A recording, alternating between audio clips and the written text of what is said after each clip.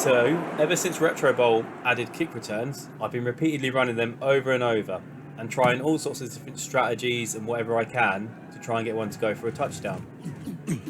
And after a whole season of trying and trying, I finally managed to come up with this.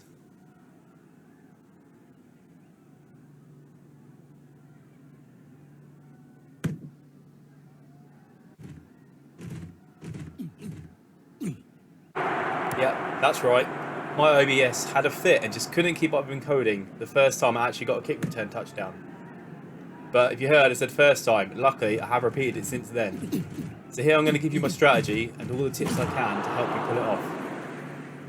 Obviously now, our objective is to get a touchdown. To do this, we're going to need to play to our returner's strengths. Just look at him though. He's no star player, but there are a couple of things he can do. Each return, he's normally guaranteed he can be able to pull off a stiff arm on the first of the 10 regular defenders that come at him. It's got to be from the front or the side though. Coming in from behind, they're going to dive at him. Luckily, he can almost always as well pull off a little free dodge from a diving tackle. But the second attempt for either of these, stiff arming or dodging a diving tackle, they're normally going to fail and he'll get taken out. One exception though is the opposing kicker. Even after you've stiff armed a player, you can still just put your shoulder down and just run him over, like if you stiff arm him or not. Although rarely there is an exception that you can line up and you're just right and then you can't. The next thing now to look at is his speed and stamina. Our guy's not going to be able to outrun anyone. Not only have all the defenders been taking lessons from DK Metcalf when they chase you down, but after about 50 or 60 yards as well, you just start huffing and puffing and you slowly slowing down to the point even the kicker can practically catch up with you by the 1 yard line. I don't have the footage, but I can tell you I've seen this happen. We can also juke up and down to get around defenders and avoid tackles. The only problem with this is we do start to lose forward momentum every time, so we are just giving them more of a chance to catch us from behind. However, the one thing we can use to our advantage is this. Once a player disappears off the screen, the game doesn't care about them anymore. That means if we can just get far ahead enough of the defenders, they're not a problem. So our goal is to tie them up with our blockers. You can ignore the kicker as once you pass him, he's gone. You just got to get as far away as you can from the rest of the players, so they go off the back of the screen, and that's it. They're done. Sometimes when you're trying to do this, you'll get them chasing after you. They could get loose. Your blockers can come downfield and chase after those loose defenders. You might be lucky, they might be slightly faster and catch up with them and knock them down. Or if you move around a bit, you might be able to force them into each other's path. Any players right behind you diving tackles though, the minute they hit the floor, your team don't care about them anymore and they'll go for someone else. But as long as they take out other people, that's less you've got to try and evade.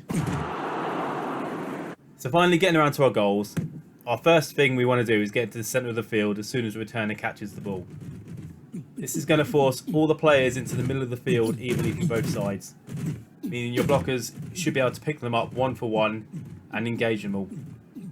Trying to run it near the sidelines will often mean that players on the opposite side of the field can just get a clean line straight across to you through your own team.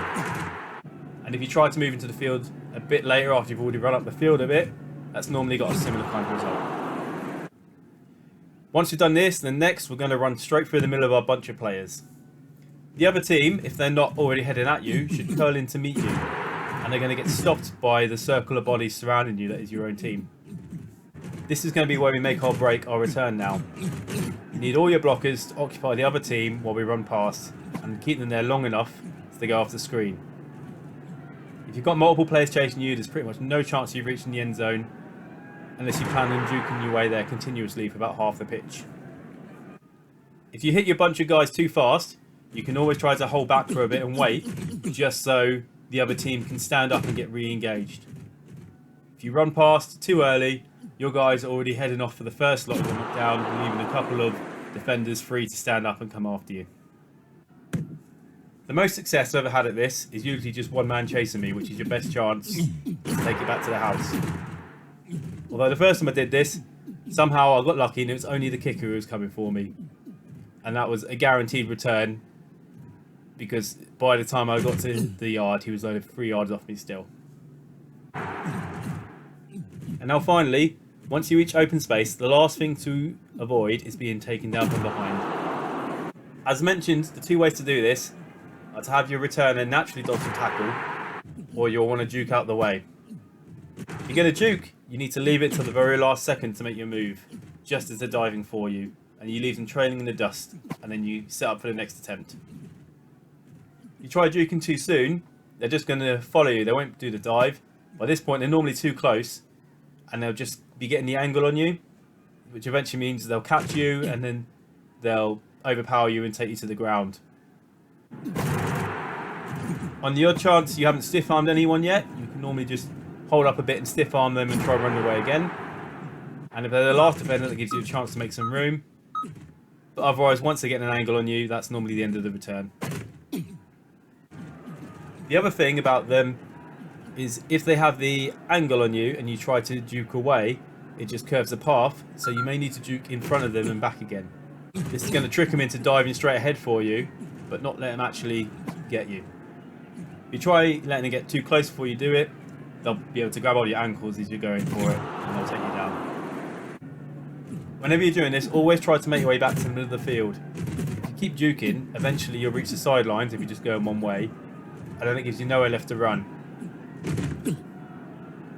But finally, if you put it all together, and with a bit of practice, you'll get a final result like this.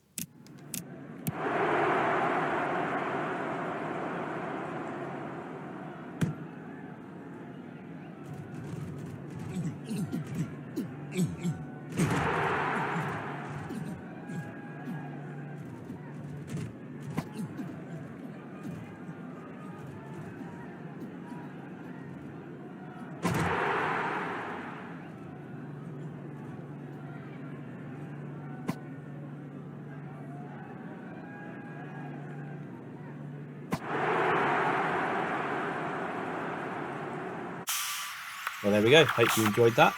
Hope this has helped you out as well if you've been practicing and you haven't managed it quite yet.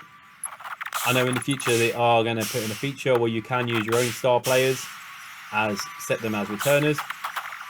Hopefully by then it will get much easier to take it back than trying to do it with the default guy we've got here. And probably at the same time they made that update, hopefully kick return should be coming to mobile. At the minute they're only on the Switch version, or if you play it on a browser version such as Uncongregate. Otherwise, thanks for checking it out and see you in the next update.